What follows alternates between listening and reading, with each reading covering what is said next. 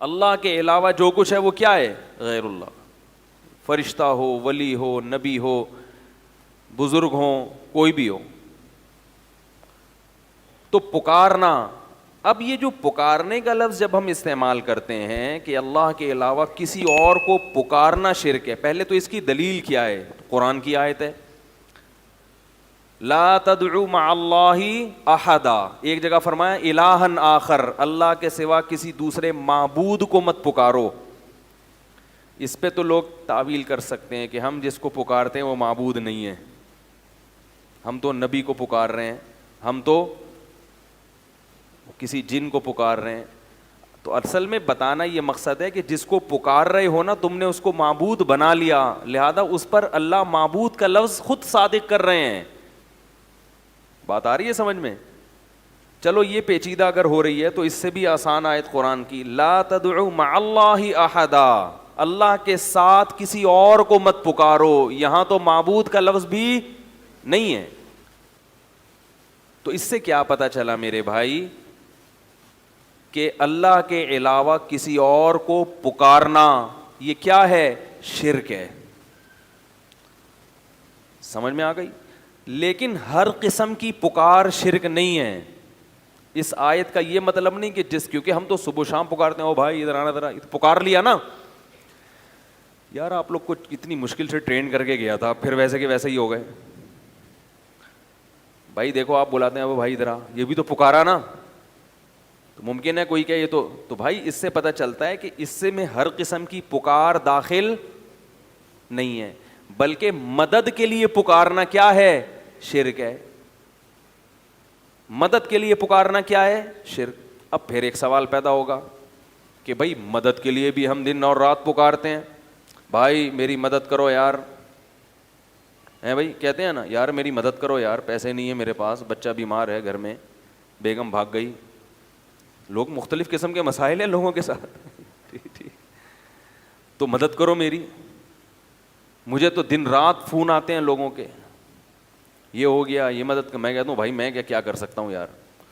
تو مدد کے لیے پکارنا یہ بہت اہم چیز ہے کہ کس قسم کی عمومی مدد کے لیے پکارنا شرک نہیں ہے. ایسا نہیں کہ جو بھی جس کو مدد کے لیے پکارے گا وہ کافر ہو جائے گا. ایسے تو ہم ہیلپ لائن کا مطلب ہی مدد، ہیلپ کا مطلب کیا ہے؟ مدد کریں. ہیلپ لائن پہ فون کریں آپ تو مدد ہی کے لیے وہ نمبر دیا گیا ہے. تو پتہ یہ چلا کہ بھائی ہر قسم کی پکار بھی شرک نہیں ہے اور ہر قسم کی مدد کے لیے پکارنا بھی شرک نہیں ہے. تو ایسی پکار، پھر کون سی پکار شرک ہے؟ تو جب بھی کوئی کہا کرے نا آپ سے کوئی بھی کہ غیر اللہ کو پکارنا شرک نہیں ہے، تو اس سے پوچھا کرو پھر کون سی پکار شرک ہے کون سی نہیں. قرآن کی آیت کا آپ ہمیں مطلب بتا دو تو ہم اپنا والا مطلب چھوڑ دیں گے، آپ کا والا مطلب لے لیں گے.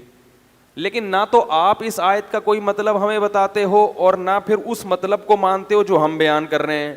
تو پھر اس آیت کا تو یہ تو لغو ہو گئی نا، اس کا تو کوئی مفہوم بنا ہی نہیں بھائی. کیا خیال ہے؟ وہ کہتے ہیں نا غیر اللہ کو پکارنا اگر شرک ہے تو تم بھی تو پکارتے ہو، تم بھی تو پکارتے ہو. تو آپ کہیں کہ آپ بتا دو پھر اس آیت کا صحیح مطلب کیا ہے، کون سی پکار شرک ہے اور کون سی پکار شرک نہیں ہے. ہم ایک مطلب بیان کر رہے ہیں جو قرآن و حدیث سے ثابت ہے. اگر آپ کو وہ سمجھ میں نہیں آتا تو پھر آپ بتا دیں. تو نہ آپ بتا رہے ہیں نہ ہمیں بتانے دے رہے ہیں. پھر اس آیت کی تو اس کا مطلب ہے 1400 سال میں کوئی تشریح ہوئی نہیں. یہ مطلب کیا ہوا پھر اس کا؟ تو آپ اگر نہیں بتاتے تو پھر ہم بتاتے ہیں. وہ یہ ہے کہ مدد کے لیے پکارنے کی دو قسمیں ہیں، ایک حرام اور ایک جائز، ایک شرک اور ایک شرک نہیں ہے. دو قسمیں. ایک مدد وہ ہوتی ہے جو کسی لاجک کے تحت آپ کی مدد کرے گا، جس کو آپ بلا رہے ہیں مدد کے لیے. جیسے میں آپ سے مدد مانگتا ہوں ڈوبتا ہوا، میں ڈوب رہا ہوں، اللہ نہ کرے سمندر میں ڈوب رہا ہوں، آپ ساحل پہ کھڑے ہیں، میں کہتا ہوں پلیز ہیلپ می، مدد کرو میری. کیا مطلب؟ فون کرو حکومت کو، جو غوطہ خور ہیں ان کو جا کے بتاؤ، ہیں بھائی، یہی ہوگا نا. تو یہ سب لاجک ہے نا اس کی. بھائی آپ چلیں گے، ٹانگیں استعمال کریں گے، فون کریں گے، فون کے بٹن گھمائیں گے تو لہریں، ریڈیائی لہریں استعمال ہوں گی، ٹھیک ہے نا. آپ کی آواز کو ریڈیائی لہروں میں چینج کرنے کا ایک انہوں نے مشین بنائی ہوئی ہے، نمبر ہیں. یہ سب چیزیں ایسی ہیں جو لاجک ہے اس کی، کوئی نہ کوئی وجہ ہے اس کی، خود بخود نہیں ہو رہا یہ. لیکن اگر میں سمندر کے اندر ڈوب رہا ہوں، مجھے پتا ہے کہ نہ کوئی کشتی پہنچ سکتی ہے، نہ ساحل تک میری آواز پہنچ سکتی ہے، کوئی بھی اس وقت کسی بھی لحاظ سے اسباب کی دنیا میں میری مدد نہیں کر سکتا، کیونکہ سمندر کے بیچ میں اکیلا ہوں، کشتی الٹ گئی ہے، نہ میرا موبائل کام کر رہا ہے یا موبائل پانی میں ڈوب گیا ہے. ایسے موقع پہ اگر میں کسی کو پکاروں گا تو اس پکار پہ لبیک کہنے کی کوئی سائنٹیفک لاجک، کوئی سائنسدان اس کو تسلیم نہیں کرے گا. کوئی سائنسدان یا کوئی عقل مند آدمی نہیں کہہ سکتا کہ بھائی اس وقت کوئی کہہ رہا ہے نہ، کوئی اتنی دور تو انسان کی آواز نہیں پہنچ سکتی، ٹھیک ہے نا.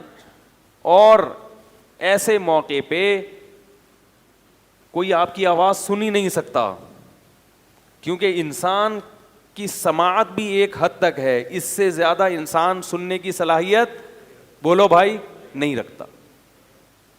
ایسے موقع پہ آپ اللہ کے علاوہ اگر کسی کو پکارو گے، اللہ تو سن سکتا ہے، ہر وقت ہر ایک کی پکار سنتا ہے.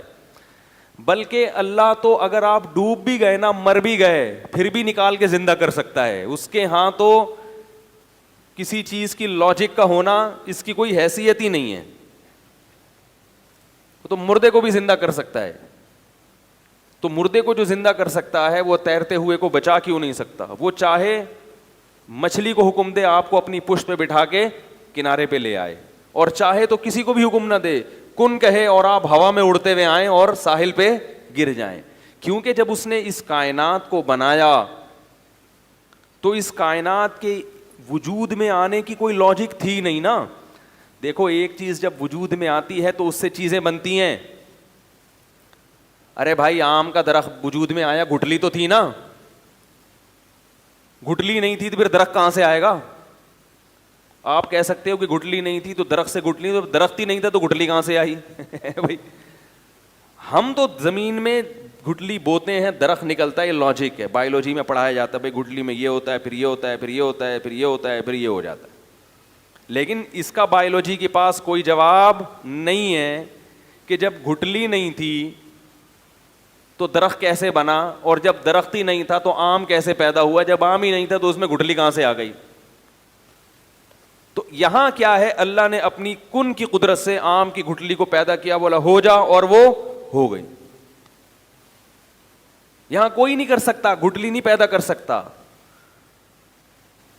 یہ جو سوال اٹھایا جاتا ہے کہ مرغی پہلے پیدا ہوئی یا انڈا، یہ بھی اس لیے اٹھایا جاتا ہے کہ یہاں آ کے انسانی عقل ہتھیار ڈال دیتی ہے کہ یار انڈا تو سمجھ میں آتا ہے مرغی سے ہوتا ہے، میڈیکل سائنس میں بتایا جاتا ہے کہ یہ باجرہ کھاتی ہے تو یہ ہوتا ہے، پھر یہ ہوتا ہے، پھر یہ تو سمجھ میں آ رہا ہے، انڈا تو سمجھ میں آ گیا. اور انڈے سے چوزے نکلنے کا پروسیس بھی، اس کی بھی کوئی لاجک ہے جو سائنس نے. لیکن پہلی دفعہ کیسے ہوا؟ جب کچھ بھی نہیں تھا تو اتنا کچھ کیسے ہو گیا؟ تو ظاہر ہے ایسے ہو گیا کہ اللہ نے کہا ہو جا اور وہ ہو گیا. وہ تو پھر اللہ نے چلا دیا، ایک چین میں سب کو چلا دیا. پہلی دفعہ ایسے ہی کون ہو جا اور وہ ہو گیا، کیونکہ اس کے بغیر ہو نہیں سکتا. میں اکثر مثال دیتا ہوں نا، ماں کے پیٹ میں دل دھڑکتا ہے جب، تو پہلی دفعہ کیسے دھڑکتا ہے، اس کی آج تک کسی کی سمجھ میں لاجک نہیں آئی. بھائی پہلی دفعہ تو جب دماغ سے کرنٹ ہی نہیں جائے گا تو دھڑکے گا کیسے، اور جب دھڑکے گا نہیں تو دماغ میں کرنٹ کیسے پیدا ہوگا؟ تو اللہ نے کہا ہو جا، وہ کیا ہوا؟ ہو گیا. تو اللہ کو یہ طاقت ہے کہ وہ کچھ کرنے کے لیے کسی سبب کا محتاج اور صغرے کبرے میں لانے کا محتاج نہیں ہے. ایسا نہیں ہوتا اس کو پہلے یہ کرنا پڑے پھر اس کے نتیجے میں یہ ہوگا تو پھر یہ نتیجہ نکلے گا. وہ ڈائریکٹ نتیجے تک پہنچ سکتا ہے لیکن اس کی مصلحت نہیں ہے، لہذا وہ اس نے نظام کو اسباب کے تحت چلا دیا. لیکن کبھی کبھی اللہ اپنی قدرت دکھاتے رہتے ہیں کہ یہ نہ سمجھ لینا کہ میں اسی جمع تفریق کا محتاج ہوں، لہذا میں کبھی کبھی بغیر سبب کے بھی بہت کچھ کر کے دکھاؤں گا. جیسے اللہ نے آدم علیہ السلام کو پیدا کیا اپنی قدرت سے, اماں حوا کو مٹی سے بنایا, ان کے بچوں یقین کر لیا بچوں نے کہ اللہ بڑا طاقتور ہے. دیکھو ابا کو بھی ہمارے, کیونکہ ان کے بچے آدم علیہ السلام کے بچے دادا تلاش کرتے رہے, ان کو دادا نہ قبر ملی نہ دادا ملے. وہ سوچتے تھے یار یہ کیسے ہو گیا, تو ان کو یقین آ گیا کہ یہ کس نے پیدا کیا ہے, اللہ نے. کیونکہ آدم علیہ السلام سے پہلے کا ان کو کوئی نہ کوئی مجسمہ ملا, جیسے ڈارون کہتے ہیں نا پہلے یوں تھا یوں, کچھ بھی نہیں ملا. کچھ تو تھوڑا سا ہوتا نا کہ جو آدم علیہ السلام سے آخری, جو ڈارون کے نظریے کے مطابق وہ آخری جانور جو انسان میں کنورٹ ہوا ہے, تو کچھ تو نظر آتے نا اس کے. آدم علیہ السلام بتاتے یہ والا میں تھا جو اس کے بعد اب ترقی کر کے میں یہاں تک پہنچا ہوں. ان کو تو 100% یقین تھا کہ اللہ ہر چیز پر قدرت رکھتا ہے, تبھی آدم علیہ السلام کے بچے غیر مسلم نہیں تھے, فرما بردار اور نافرمان تھے, مشرک نہیں تھے, اور اللہ کے وجود کا یقین بھی کرتے تھے. تو یہ سلسلہ صدیوں تک چلا ہے. سب کو پتا تھا یار ہمارا نسب جا کے رک جاتا ہے کہاں, آدم پہ. اس کے بعد تو چلو میاں بیوی میں ملاپ ہوا, بچے پیدا ہو رہے ہیں, اس کی تو کوئی لاجک بنتی ہے, یہ کیسے ہوا. تو مانتے تھے کہ کس نے پیدا کیا, اللہ نے. نوح علیہ السلام کئی صدیوں کے بعد آئے ہیں آدم علیہ السلام کے, ان کے دور میں بھی اللہ کے وجود کا انکار کسی نے نہیں کیا. ان کے دور میں شرک تو پھیلا ہے, شرک کہ اللہ نے اختیارات دے دیے دوسروں کو بھی. جیسے اللہ نے بغیر کسی لاجک کے بس مٹی سے پتلا بنایا آدم کا, اور ان کی پسلی سے اماں حوا کو نکالا, کن ہو جا, اور وہ ہو گئے. تو جیسے اللہ کو اس قسم کے اختیارات ہیں کہ وہ کر لیتا ہے بغیر کسی لاجک کے بھی, تو نوح علیہ السلام کے دور میں پہلی مرتبہ یہ شرک ہوا کہ اللہ نے دوسروں کو بھی یہ اختیارات دے دیے ہیں کہ وہ بھی جب چاہیں اپنی مرضی سے کچھ کر سکتے ہیں بغیر کسی. بول لو یار اتنی دیر سے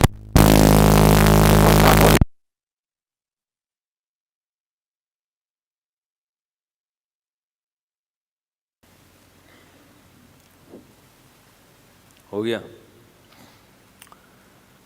اچھا یہ کھڑکیاں بند کریں تاکہ جنریٹر کی آواز نہ آئے اندر.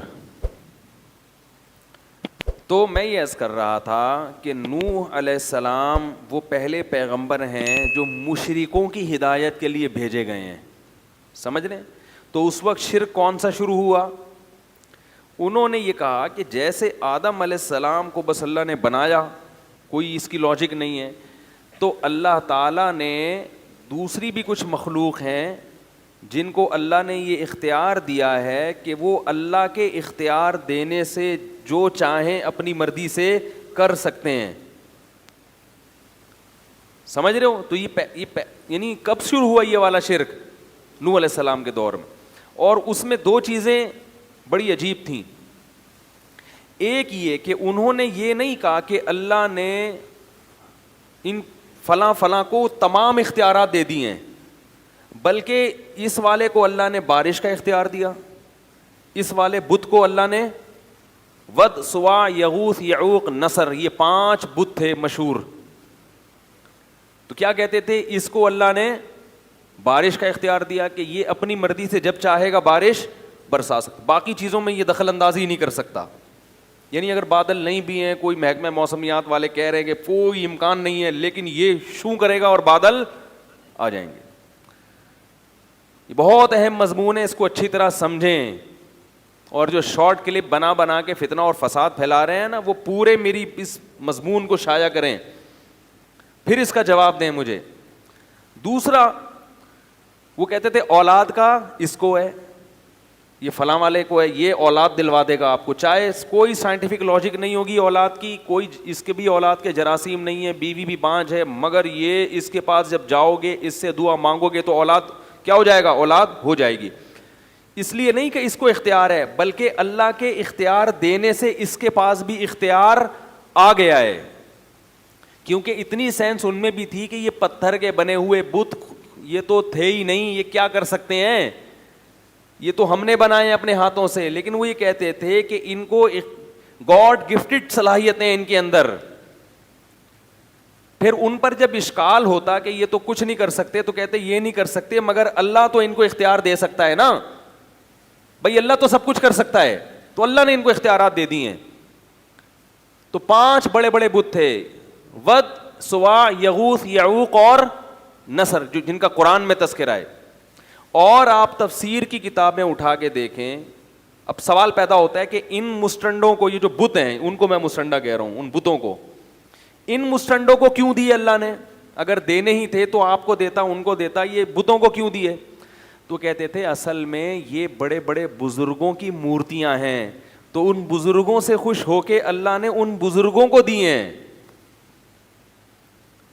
اب اگر کہو ان بزرگوں کو کیوں دیے, تو آپ کہیں گے جب اللہ اپنی عطا سے کسی کو دے رہا ہے تو آپ کون ہوتے ہیں اس پہ پابندی لگانے والے. یہ میں اس لیے تمام چیزیں دہرا رہا ہوں کہ بالکل یہی سٹائل ہے آج شرک کو معاشرے میں پھیلانے کا, کہ اگر اللہ اپنے نبی کو کچھ اختیارات دینا چاہ رہا ہے تو ان وہابیوں کے پیٹ میں مروڑ کیوں ہوتا ہے. نہیں آ رہی بات سمجھ میں؟ ان لوگوں کو کیوں تکلیف ہو رہی ہے؟ بات آ رہی ہے سمجھ میں؟ پبلک کو کیوں؟ جب اللہ اپنے محبوب, اپنے حبیب سید الانبیاء, یا ان کو اگر اللہ اپنے اختیار سے اختیارات دے رہا ہے تو لوگوں کو اس پہ اشکال کیوں ہو رہا ہے؟ بات آئی سمجھ میں؟ تو نوح علیہ السلام اسی شرک کی نفی کے لیے دنیا میں آئے تھے کہ اللہ جس سے خوش ہوتا ہے اسے جنت تو دیتا ہے, اسے دنیا میں اعلیٰ مقام تو دیتا ہے, اسے لوگوں کا مقتدا اور رہبر تو بناتا ہے, اسے نیک صالح اولاد تو دیتا ہے, مگر اپنے اختیارات میں اس کو شرکت نہیں دیتا. یہی تو شرک ہے جس کی نفی الحم سے لے کے والناس تک قرآن میں ہے کہ اللہ کسی کو ایسا پروٹوکول نہیں دیتا.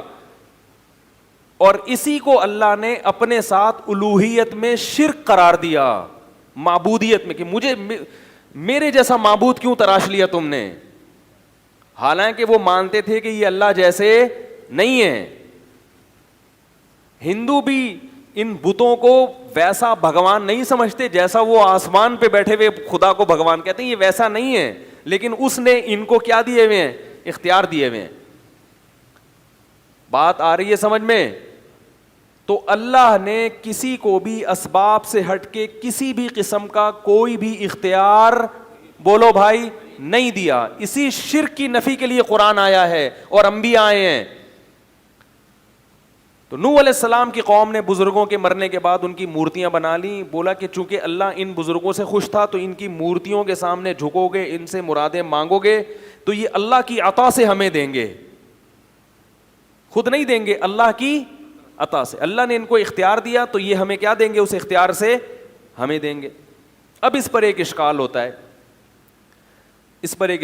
ہے, کہ ہم تو دیکھتے ہیں کہ بزرگوں اور پیغمبروں کے ہاتھ پہ بہت سی ایسی چیزیں صادر ہوئی ہیں جس کی کوئی سائنٹیفک لاجک نہیں ہے. کلمہ پڑھا رہا ہوں آپ لوگوں کو میں, لا الہ الا اللہ کا مطلب بیان کر رہا ہوں. ہمارے ہاں عقیدے پہ اکثر بیان ہوتا ہی نہیں ہے.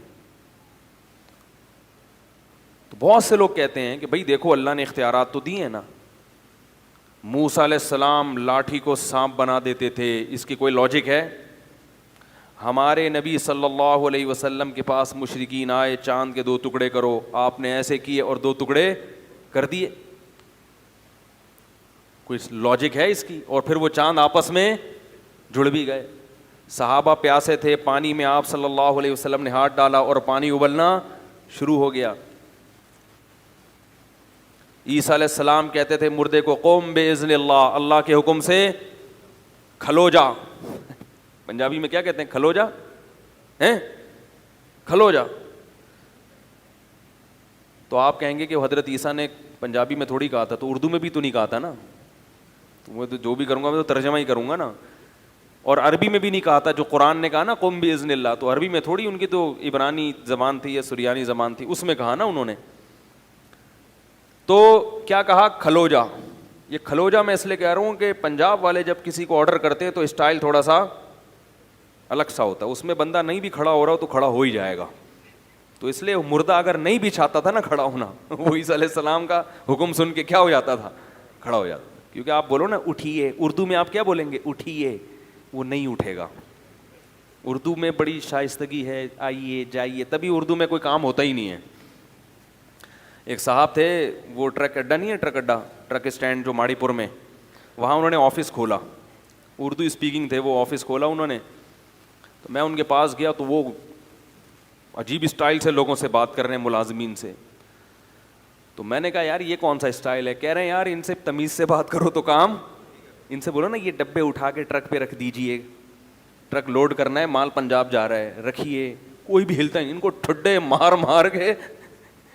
تو اللہ نے ہمارے ملک میں ہمیں مختلف قسم کی زبانیں دی ہیں, جب جس زبان سے کام اٹھانا ہو آپ وہ کام اٹھاؤ. تو جو شرافت سے نہ آ رہا ہو, شر اور آفت کا بولو کھڑے ہو جائیے, نہیں ہو رہا کھلو جا, ایک دم کھڑا ہوگا وہ. تو میں یہ عرض کر رہا تھا, ہر زبان میں ایک مٹھاس ہے. پنجاب کی زبان میں ایک الگ سی مٹھاس بھی ہے جو اردو میں نہیں ہے. بعض جملے پنجابی زبان کے اتنے مزے کے لگتے ہیں کہ وہ اردو میں مزہ ہی نہیں. میں کیونکہ پوری طور پر قدرت نہیں ہے اس لیے میں بیان نہیں کر سکتا, لیکن ان کی زبان میں نا بعض جملے ایسے ہیں جو اردو میں مزہ نہیں آتا. تو اردو کی الگ تہذیب ہے. خیر بات کہاں سے کہاں چلی گئی. تو عیسیٰ علیہ السلام مردے کو کیا کہتے تھے؟ قم باذن اللہ, اللہ کے حکم سے کھڑا ہو جا. تو کہتے ہیں دیکھو اللہ کی عطا سے حضرت عیسیٰ بھی مردوں کو زندہ کر رہے ہیں, ہمارے نبی بھی اللہ کی عطا سے چاند کے 2 ٹکڑے کر رہے ہیں. تو جو نبی اللہ کی عطا سے چاند کے 2 ٹکڑے کر سکتا ہے, جو نبی اللہ کی عطا سے مردوں کو زندہ کر سکتا ہے, اس نبی کو اگر ہم یہاں سے بیٹھ کے پکاریں کہ ہماری حاجت سن لیں تو وہ اللہ کی عطا سے سن بھی سکتا ہے, اور وہ نبی اللہ کی عطا سے ہماری وہ حاجت پوری کر بھی سکتے ہیں. یہ بات سمجھ میں. تو ہم اگر پکار رہے ہیں تو ہم اللہ کی عطا سے یہ تصور کر کے, تو اس لیے قرآن نے جو کہا ہے کہ غیر اللہ کو مت پکارو, تو اس سے وہ پکار مراد ہے جو اللہ کی عطا کے بغیر والی پکارو. یہ اشکال کر رہا ہوں کہ اس کو میرا نظریہ نہ سمجھ لیں, یہ اشکال کرتے ہیں لوگ. اس اشکال کا جواب یہ ہے کہ دیکھو, ایک ہوتا ہے کسی کو اختیار دے دینا, ایک ہوتا ہے کسی کے ہاتھ سے کوئی کام کرا دینا. دونوں میں فرق ہے. دونوں میں کیا ہے؟ آپ لوگ حاضر ہیں نا اچھی طریقے سے. ایک ہوتا ہے کسی کے ہاتھ پہ کوئی کام صادر کر دینا, اور ایک ہوتا ہے کسی کو اس کا اختیار دے دینا. اختیار دینے کا مطلب کیا ہے؟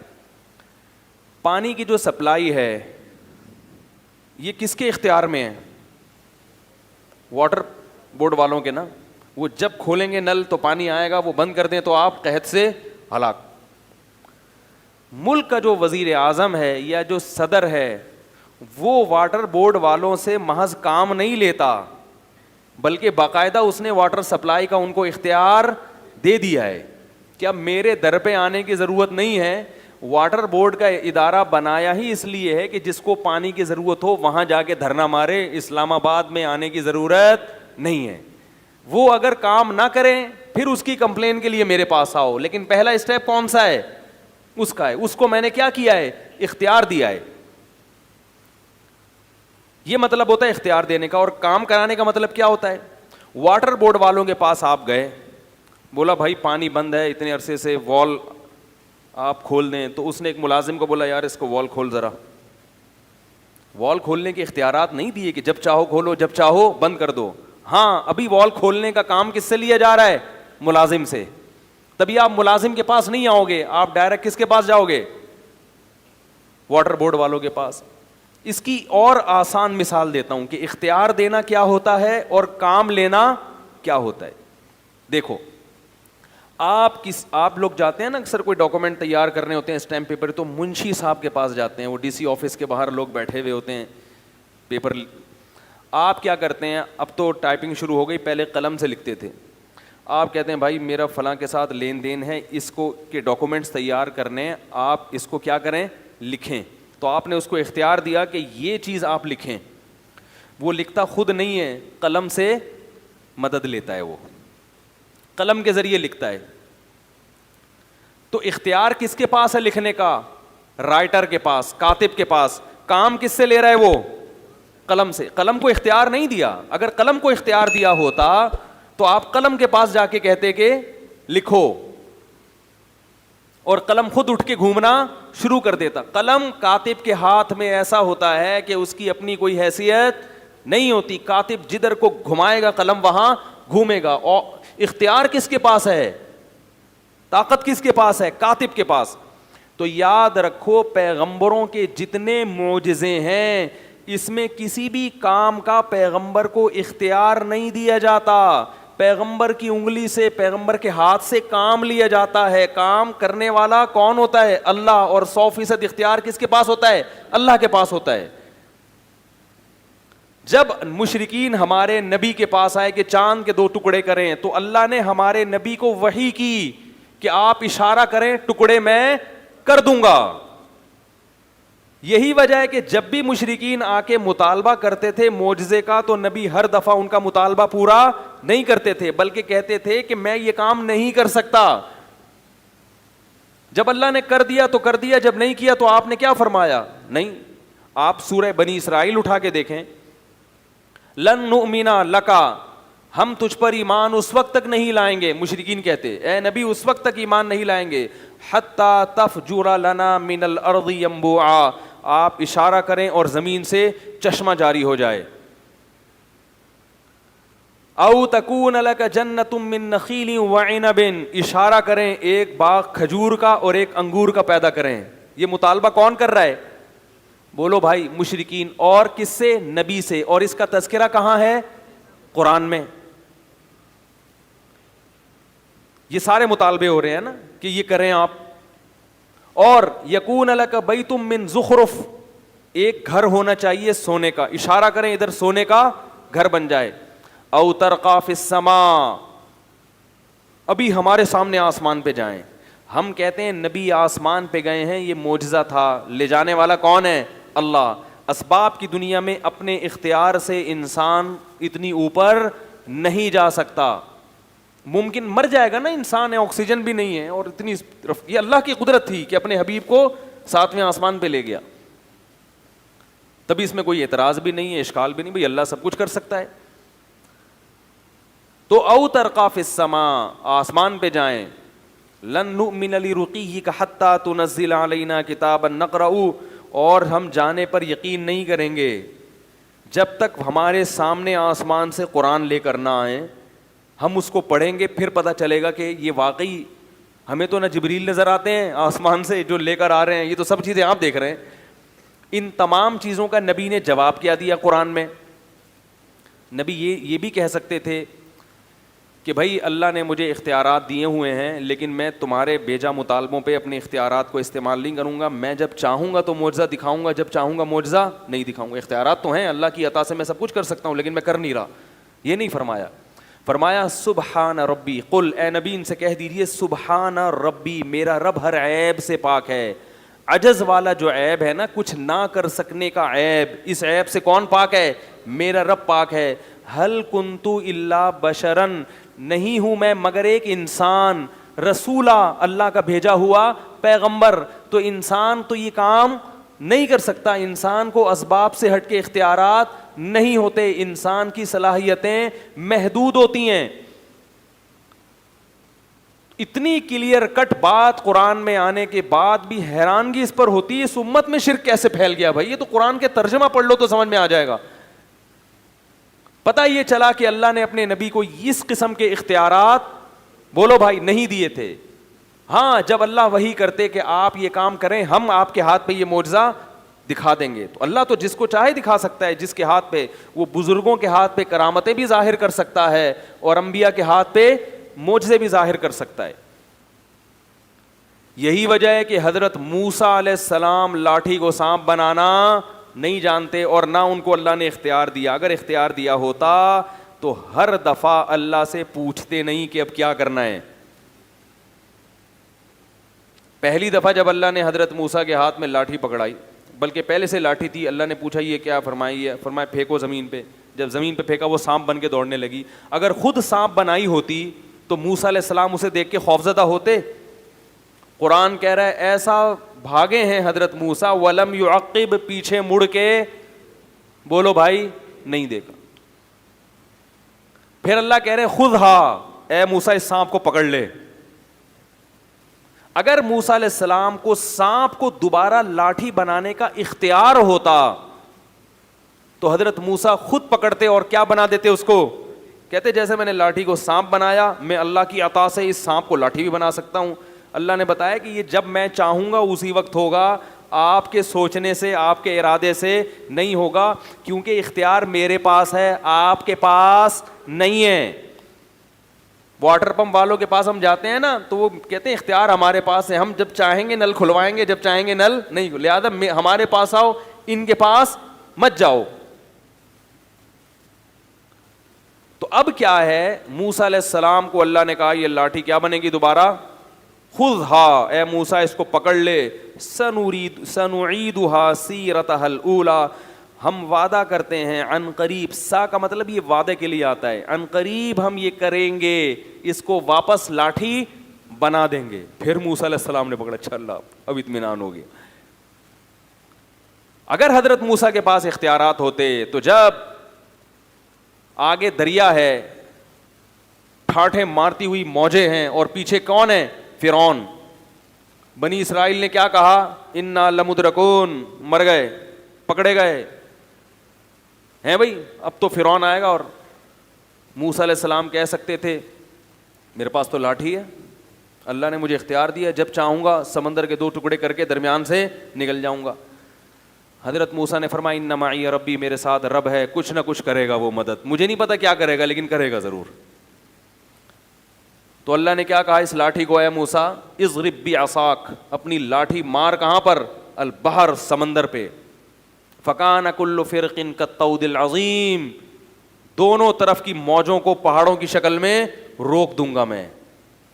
تبھی ہر بات سے پہلے حضرت موسیٰ پوچھ رہے کیا کرنا ہے, کیا کرنا ہے. تو مردوں کو زندہ کرنے سے پہلے بھی حضرت عیسیٰ علیہ السلام کو اللہ بتاتے تھے کہ بولو کھڑے ہو جاؤ مردہ, تو مردہ اللہ کے حکم سے کیا ہو جائے گا, کھڑا ہو جائے گا. مردہ زندہ کرنے کے اختیارات آپ کے پاس نہیں ہیں, آپ کے ہاتھ میں مردے زندہ کروں گا, اختیار اپنے پاس رکھوں گا, آپ کو اختیار نہیں دوں گا.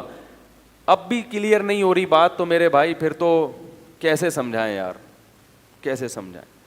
میں ان لوگوں سے کہتا ہوں جو غیر اللہ کی پکار کو جائز سمجھتے ہیں, دیکھو میں فرقہ پرست آدمی نہیں ہوں, نہ میں کفر اور شرک کے کسی متعین شخص پہ فتوے لگاتا ہوں, لیکن آپ اپنی آخرت کی فکر کرو.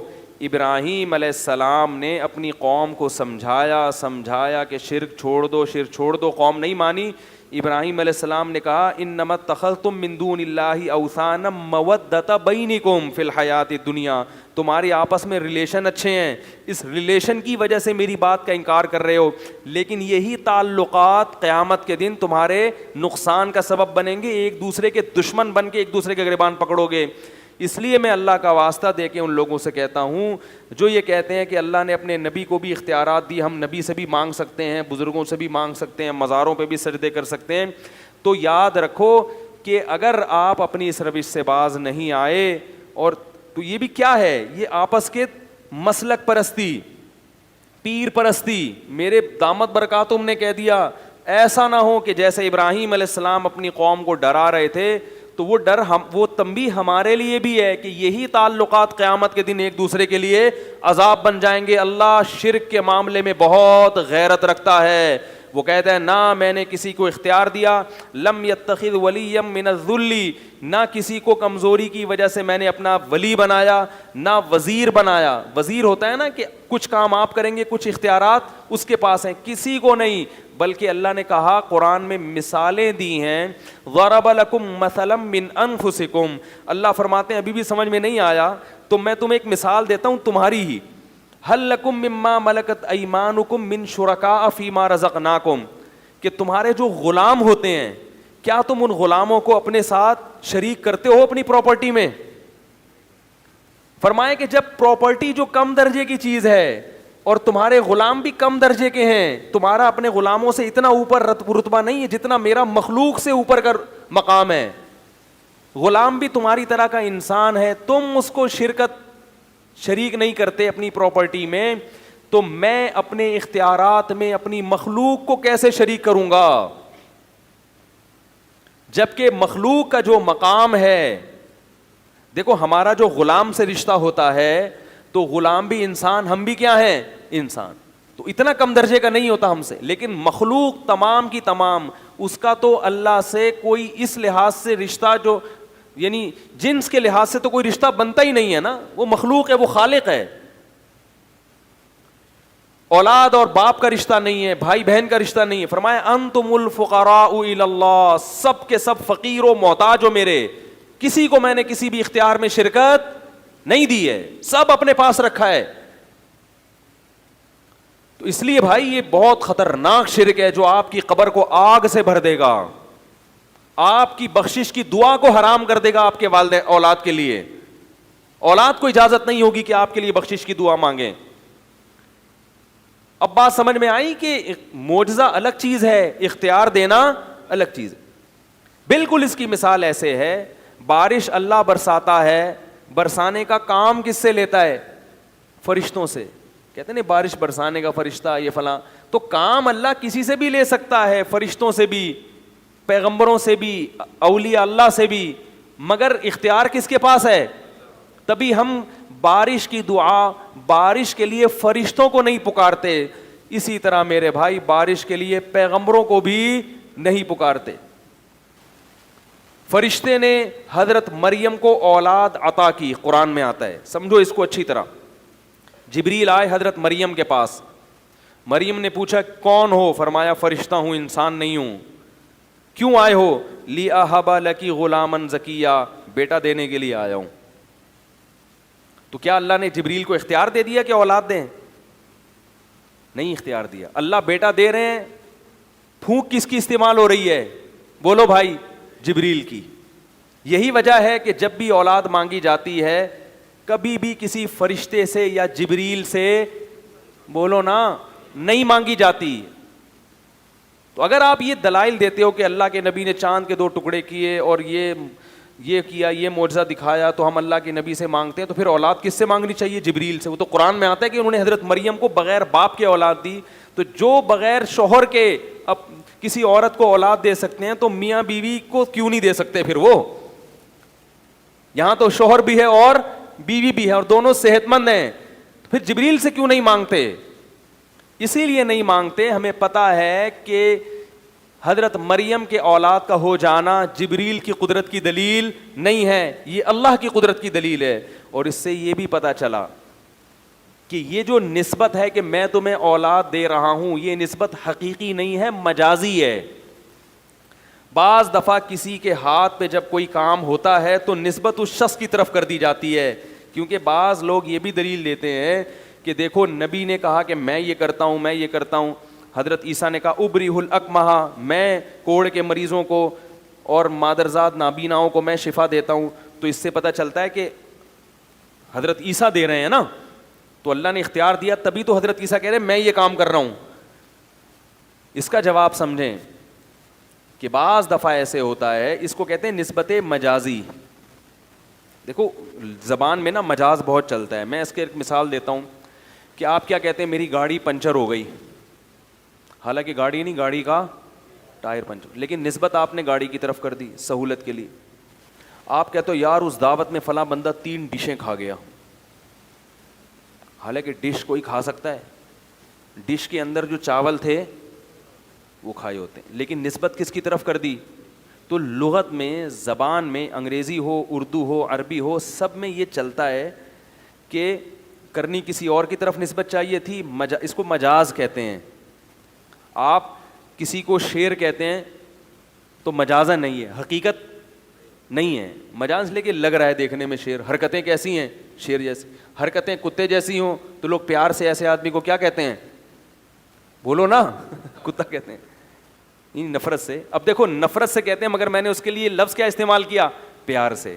یہ بھی مجاز ہے کہ آپ بالکل اس کے اپوزٹ لفظ استعمال کرتے ہیں اس کو کلام میں چاشنی پیدا کرنے کے لیے, ورنہ کسی کو پیار سے کتا نہیں کہا جاتا.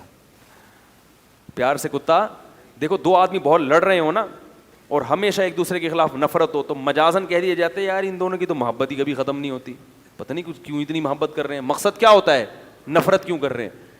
تو مجاز میں اپوزٹ چیزیں چلتی ہیں.